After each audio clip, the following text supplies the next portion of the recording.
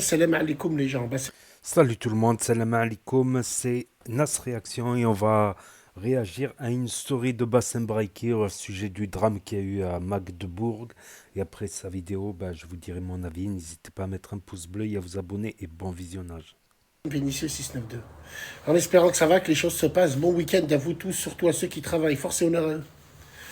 Alors les gars, on fait la fête. On fait la fête parce que c'est pas un musulman. On fait la fête parce qu'il n'a pas crié Allahu Akbar. On fait la fête par rapport à ça. On essaye de se rassurer, de s'accrocher à des branches. Oui, la première chose à faire, c'est ça. C'est humain, s'accrocher à des branches. Mais il faut tout de suite réfléchir derrière. Je le dis souvent, après la fête, il y a la gueule de bois. Viens, on fait un constat ensemble. Viens, on fait un constat sur notre communauté. Ouais, mais il est qui, lui, pour faire un constat? Il est qui juge? Moi, j'aime plus ma communauté que vous. C'est pour ça que quand je lui parle et tout en face. Wallahi al-adim. Wallahi al-adim. Notre religion, elle est foutue.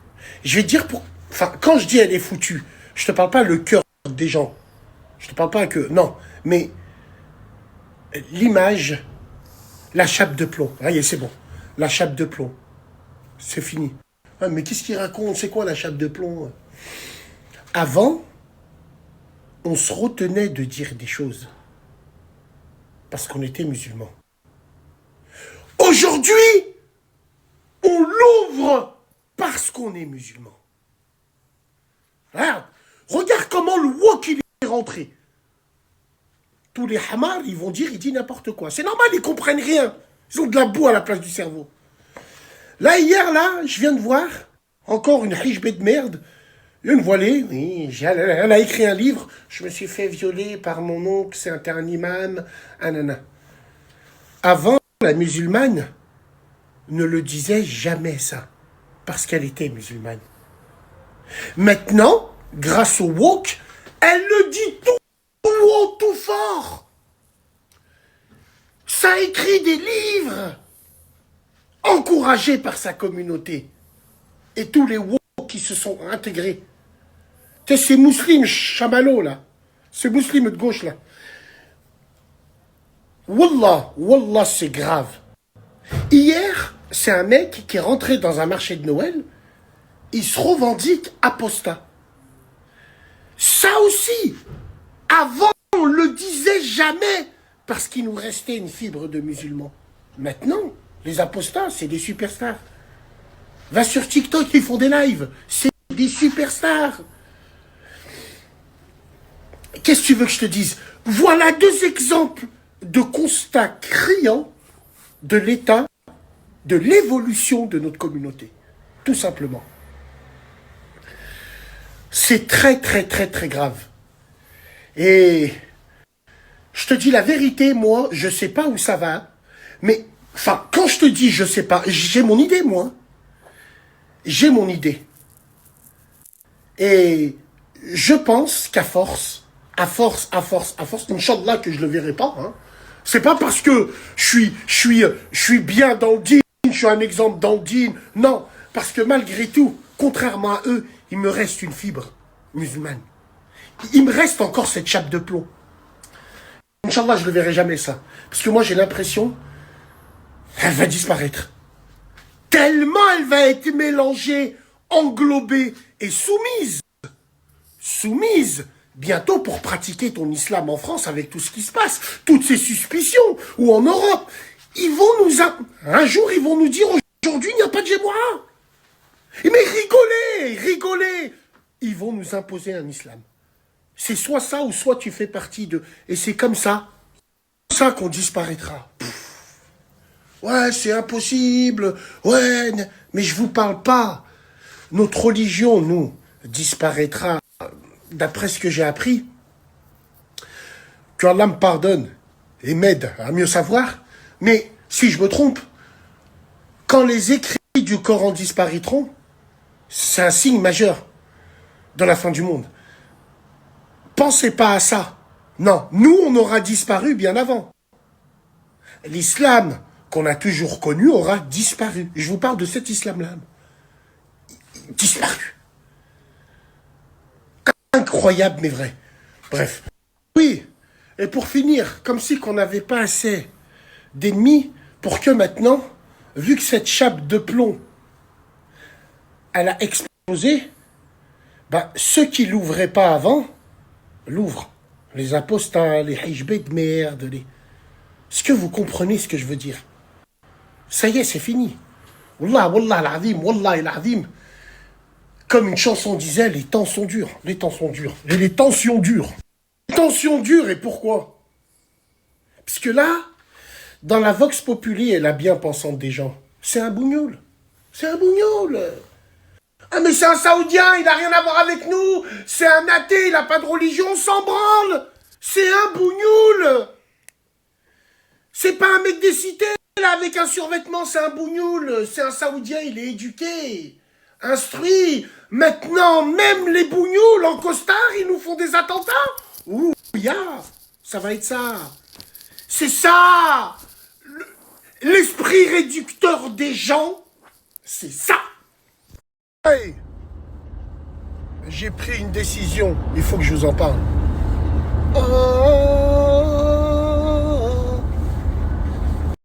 Je vais apprendre le Coran pour pouvoir le réciter à tous mes abonnés. J'ai envie de faire comme tout le monde. Je vais être tendance aussi. Ouais, parce que avant je faisais du cinéma, de la musique, mais vu qu'il n'y a plus rien à gratter, c'est de la merde. Et vu que je ponce le sol, il faut que je trouve quelque chose d'autre. Donc, je vais réciter le Coran sur les réseaux à mes abonnés.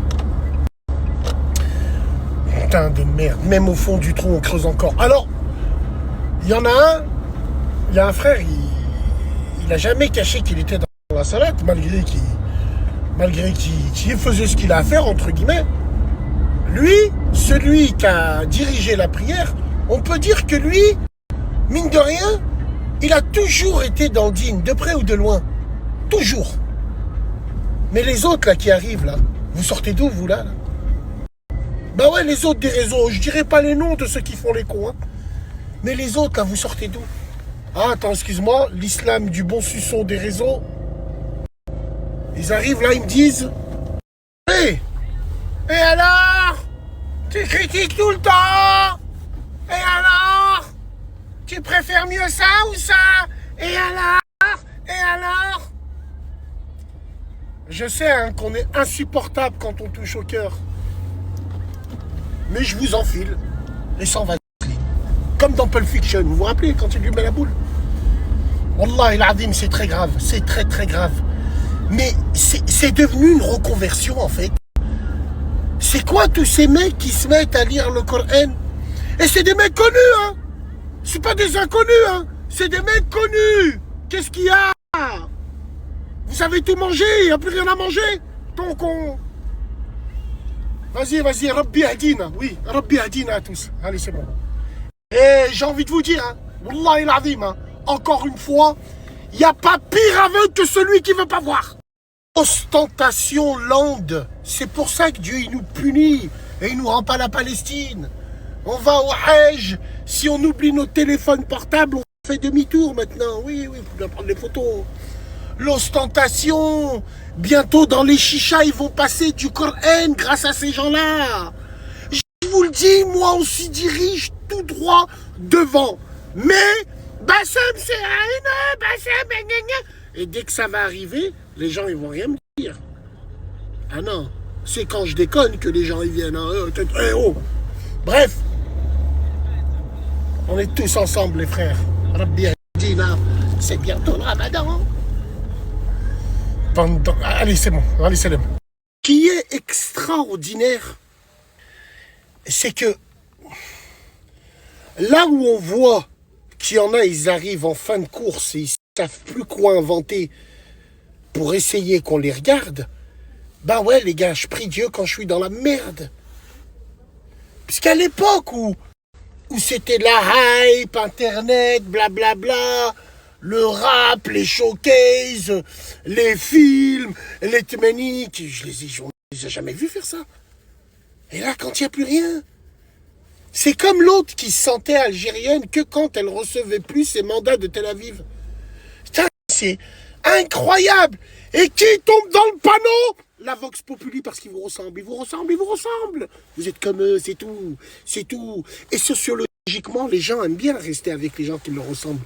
Dans l'hypocrisie, dans le mouneferisme, dans le fils de palutisme, dans tout ça. Force à vous, bon week-end les gens. Et voilà, c'était la story de Bassem Braiki. Donc, tout d'abord, je tenais à porter mes condoléances à toutes les victimes dont j'ai entendu parler un enfant de 9 ans quand même. Faut le faire quand même. Faut le faire. La barbarie est allée loin dans l'horreur là actuellement. Certes, on a appris que c'est pas un musulman, c'est un islamophobe, athée, d'origine saoudienne, médecin, tout ça. Donc, on a appris ça. Mais avant tout, bah, les condoléances, RIP comme ils disent, RIP, que leurs hommes reposent en paix, comme on dit en français, voilà. Donc, c'est une première chose. Après, oui, beaucoup ont crié à l'attentat islamiste, alors que c'est un attentat, comme par exemple bah, plusieurs gens d'extrême droite se sont pressés à crier à l'islamisme, tout ça. À savoir qu'on a tous en mémoire bah, les derniers attentats de ces 10 dernières années, c'est-à-dire l'attentat de Nice, par exemple, par rapport à l'État islamique en Irak et en Syrie, et les attentats du Bataclan, voilà, par ISIS. Donc on a tous en mémoire ces attaques-là, plus l'attaque de Charlie Hebdo, plus l'attaque de... Comment ça s'appelle? Comment il s'appelle déjà?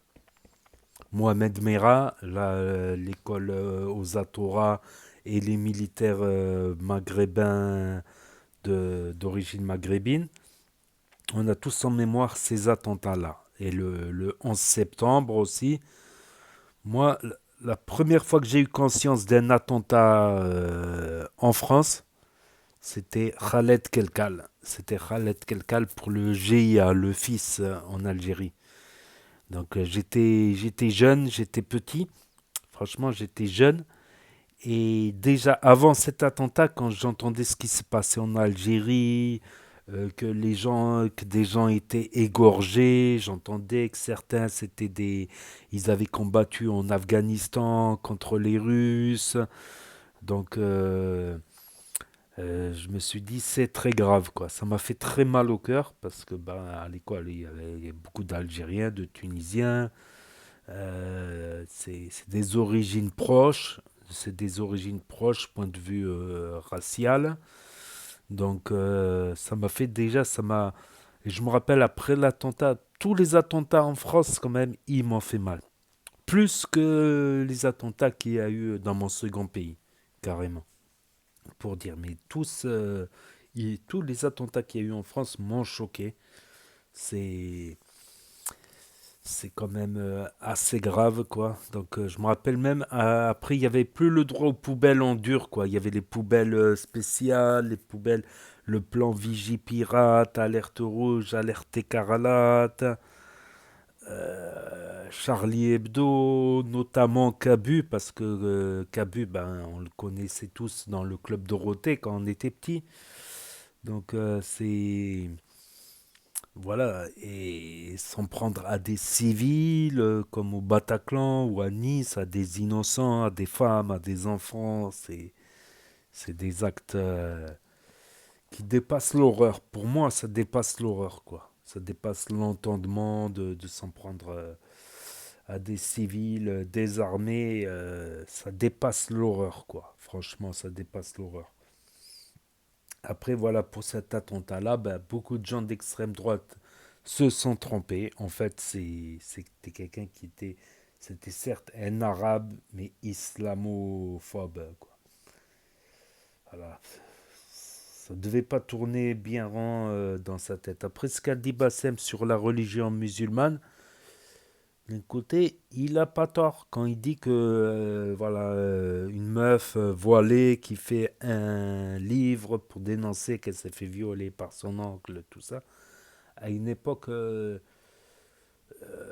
c'est quelque chose de, c'est des histoires que les gens, que les musulmans, ils cachent. Par exemple, quand ça arrive, c'est aib, c'est tu vas pas crier ça sur les toits et encore moins une femme voilée. Ça c'est Abe, c'est les gens. Voilà, une femme voilée, elle j'aime davantage qu'une femme non voilée. En principe, le voile, c'est vraiment de l'extrême pudeur, quoi. C'est une extrême pudeur. C'est des gens qui hachem, mais là, c'est devenu n'importe quoi. C'est devenu l'inverse, quoi. C'est pour cacher sa beauté, mais il y en a, elles font des tutos de maquillage avec le voile. Donc c'est carrément, c'est incohérent. Ok, des tutos de maquillage, mais à la limite pour ton mari, oui, mais tu t'affiches pas publiquement ta beauté, alors que le voile, en principe, qu'on soit pour ou contre. Concernant les athées, j'ai vu ça, plusieurs personnes m'en ont parlé, de certains athées sur TikTok et d'autres réseaux sociaux qui revendiquent leur athéisme. Moi, ce que je sais, les rares athées que j'ai côtoyés au Maghreb, c'est un peu la religion, c'est un peu le dernier de leurs soucis, quoi. C'est, ils vont pas en parler ou cracher. C'est comme si tu craches sur une bonne sœur dans la rue, quoi. Quel est l'intérêt de cracher sur des croyants ou chacun sa liberté, quoi. Si l'autre il veut pas croire, il veut pas croire. En fait, il va pas en faire des chaînes TikTok et en parler tous les soirs sur TikTok, en général. Et c'est pas qu'il va le cacher parce qu'il a peur ou un truc comme ça. C'est juste parce que, voilà, c'est des sujets qu'il va pas développer, quoi. C'est des sujets qu'il n'a pas envie de développer. Quelqu'un qui n'aime pas la religion, en général, il va pas commencer à étudier la religion pour essayer de... Voilà, c'est une démarche provocatrice. C'est comme j'ai dit, c'est comme dans le tas, il y a un autre athée aussi qui crache sur les chrétiens, qui crache sur les croyances des chrétiens. Comme j'ai dit, moi, si je vois un prêtre, un curé, une bonne sœur qui ferait pas de mal à une mouche, pourquoi j'irais lui cracher dessus, quoi. Enfin, il y a des choses qui sont incompréhensibles de toutes parts. Il y a des choses qu'on peut pas justifier, qu'on peut pas comprendre. Voilà, c'est mon avis. Et encore une fois, mes condoléances aux victimes en ces moments de fête européenne. Voilà, tout simplement. Donc, n'hésitez pas à me dire ce que vous en pensez dans les commentaires, à mettre un pouce bleu, à vous abonner, à cliquer sur la cloche.